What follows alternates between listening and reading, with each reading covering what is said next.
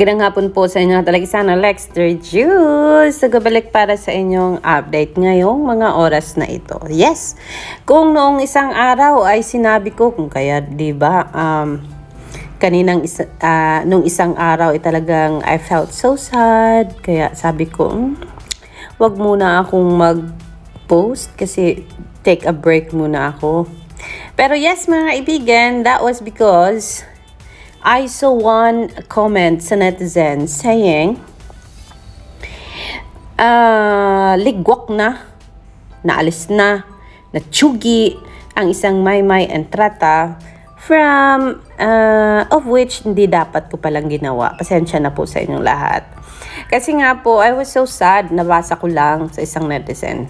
And dapat pala hindi ko sinabi yun. Pero, here I am,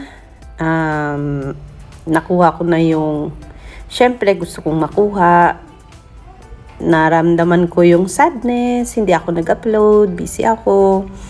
Pero kahit naman noon, pag hindi ako busy ako, I always find time to upload pag about Maymay Entrata. But then, nung mabasa kong, chuchugi na pala nila si Maymay sa Seryeng Roja. Pero, naalala ko, kasi binalikan ko yung yung teaser ni Dreamscape. And seeing Maymay on that teaser, sabi ko, dapat bang maging sad ako? Dapat ba maging affected ako sa nabasa ko? Siyempre, as a vlogger, though sabi natin maraming artista pwede nating i-vlog, pero when it comes to Maymay Entrata, I always am affected pag ganitong mga may nababasa akong negative, mga kaibigan. But then yes, na-realize ko, naisip ko, magiging dapat thankful tayo at naisali si Maymay sa Roja. So, as I've said, maliit or malaki ang role, still, it's a project and still, it's a blessing for Maymay Entrata. And so yes, I look around, searching what really happened. No one even give me that enlightening. Ano ba talaga nangyari doon? Bakit totoo ba talaga yung sinabi? Na ganito, ganyan. So, keep searching for 3 days. Wala akong ginawa. Hindi ako nag-upload. I was so sad. And yeah, when you are sad, wala ka talagang ganang mag-vlog. Wala ka talagang ganang gumawa ng update kahit short lang yung mga kaibigan. Wala sa isip ni Alexander Lexter Jules. And so yes, sabi ko, okay. Yesterday, I saw the, tawag dito, the fan meet ni Donnie and Kyle Echari. And it was such a good one. Like, a very successful one, having so many people waiting for them.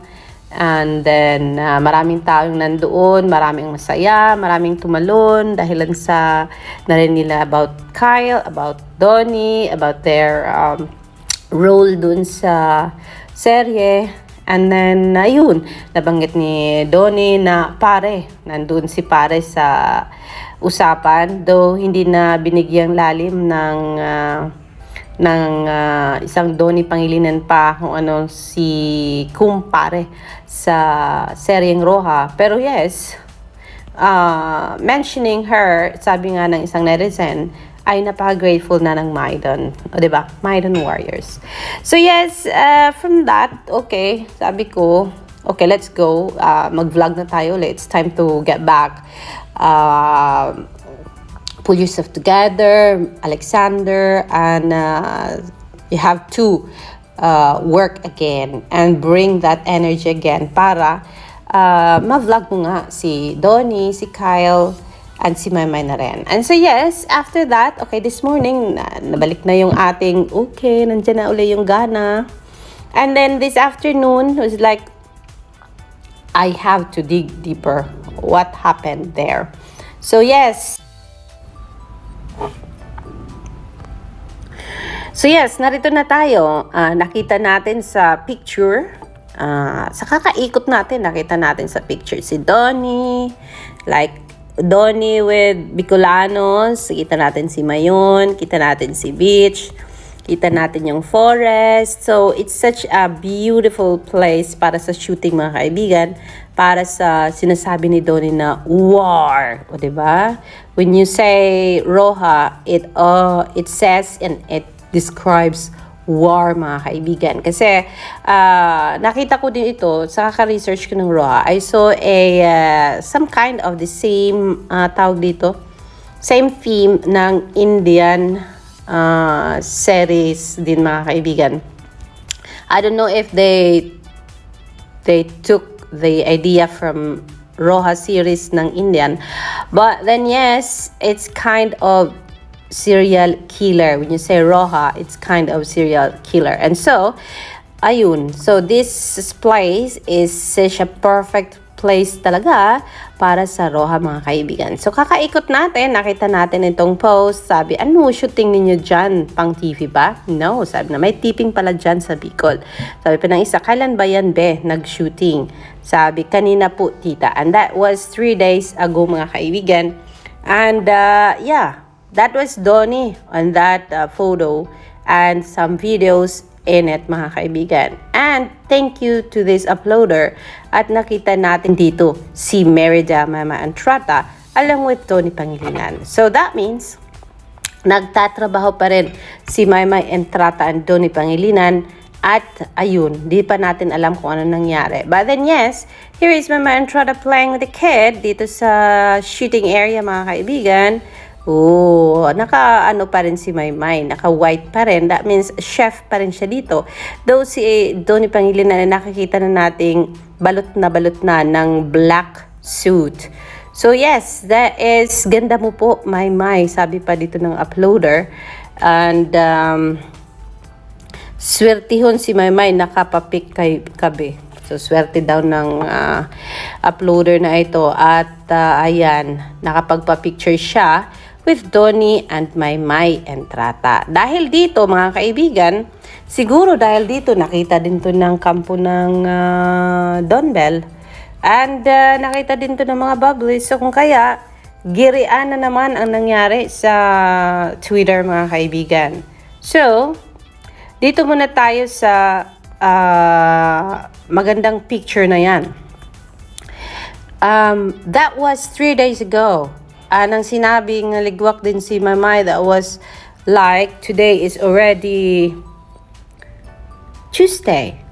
So when that person na nagsabi na ligwak si Maymay, that was Friday, mga kaibigan. I can remember that kasi Friday morning I was like so depressed, so sad. So Friday, Saturday, Sunday, Monday, Tuesday. But then the video was taken 3 days ago. So this is Tuesday, Monday, Sunday. So that was, I took the wrong news, mga kaibigan, from netizen. So the news was nadaanan ko 5 days ago. That means he is not credible enough. And then here comes itong post na 3 days ago. That means, isa lang po ang ibig sabihin yan.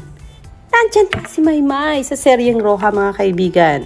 We were saying, marami nagsabi nga nung nag-post ako, okay na sila at tanggap na nila na, ayun, masaya sila na naging parte si Maymay ng serye. But then having that, video na kumalat na nga, mga kaibigan, and that was like seen 3 days ago, ibig sabihin may pag-asa pa tayo, mga kaibigan, na makita pa more si Maymay. O ibig sabihin yan, baka hanggang dulo na ang ating Maymay Entrata. So yun po, mga kaibigan, yun yung pinaka the best and exciting part sa mga oras na ito. Yes, the show must go on. And that we have to concentrate on our lane. Marami ang sumisira, maybe because they want to bring my attention and other people's attention para ma-discourage. But let's not do that. Kailangan talaga pala natin mag-research pa more. Kasi kung hindi na ako nag-research at nag-stop na ako mag-upload at mag-stop na akong magsaliksik, ibig sabihin, papatayin na ng depression ko, charot. Ano yun? Papatayan na yung kawalang gana ko ang aking pagiging vlogger ni Mama Entrata. Kasi nga po, once na nagdi-discourage si Alexander, wala nang gana yan. Kahit sino pang mukha ang lalabas sa aking cellphone, sa aking research, sa aking pag-iikot sa social media, sa mga taong nagsasabi sa akin ng mga bagay-bagay, ay talagang walay. Hindi ko yan papansinin. So now, lesson learned from that, I shouldn't have believed that one. O, diba? So, pasensya na. Sorry po sa lahat. We need to stand up again and be strong again from this time on. Di tayo dapat maniwala sa kung nabasa natin. Kasi yung mga nababasa natin, it was like being created by those people na gusto lang sirain si Mama. Gustong siraan ang Maidan energy warriors ng ganon-ganon. So, hindi tayo dapat ganon. So, for now, yan ang ating pa-update. I will bring more on that from then on. Let's go, guys. Kaya natin to. Diba? Laban natin to. Ilalaban natin to. Si Maymay Entrata sa Roja, mga kaibigan. As pre, as kumpare, as bro, parang ganon, ni Donnie Pangilinan and Kylie Charis since magkababata silang lahat. There's no romance in this story maybe. Meron man para sa isang Kyle and Kai. Pero I think there's no such thing in between Donnie, Kyle, and Maymay. So yes, let's focus on more wars, more chef activity, and more friendship activity dito sa Roja. Alexander Lexter Jules, exciting yan. Magandang hapon po.